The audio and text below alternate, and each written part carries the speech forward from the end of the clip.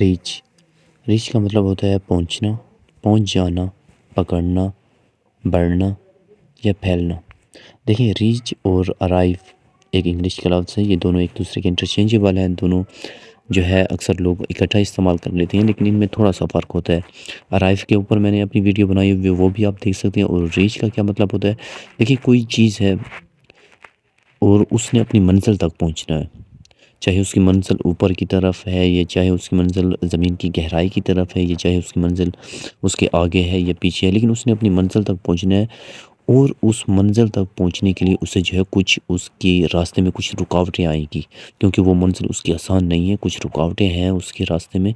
उस रास्तों को जब वो पार करते हुए आगे बढ़ता है स्टेप बाय स्टेप, तब हम लफ्ज़ इस्तेमाल करते हैं रीच का। मिसाल के तौर पर एक शख्स है और वो जो है ना एक हाई लेवल तक कोई उसकी अपनी उसने एक अपना गोल बनाया हुआ है और उसको हासिल करने के लिए वो दिन रात मेहनत कर रहा है और बहुत किस्म के उसने टेस्ट दिए हैं और हर टेस्ट में वो पास होता जा रहा है। तो तब हम उसको क्या कहेंगे कि क्या आप अपनी मंजिल तक आप रीच हुए हो। यहाँ पे हम ये नहीं कहेंगे कि क्या आप अराइव हुए हो।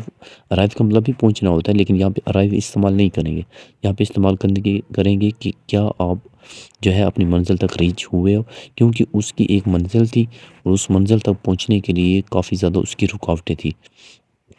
इसके अलावा जो है ना, देखिए, कंपनी जो होती है, कंपनी क्या करती है, उसने अपना गोल सेट किया होता है और उस गोल सेट को पाने के लिए, वो अपने गोल तक पहुंचने के लिए वो बहुत से उसको मुश्किलात का सामना करना पड़ता है, बहुत बहुत से ऐसे स्ट्रेटजीज अपनानी पड़ती हैं। तब जाके जब वो उस मंजिल तक अपनी पहुंच जाती है, तब वो लफ्ज़ इस्तेमाल करती है कि मैं अपनी मंजिल तक रीच कर चुकी हूँ, मतलब कि मैं वहाँ तक पहुँच चुकी हूँ। यहाँ पे वो अराइव का लफ्ज़ इस्तेमाल नहीं करता।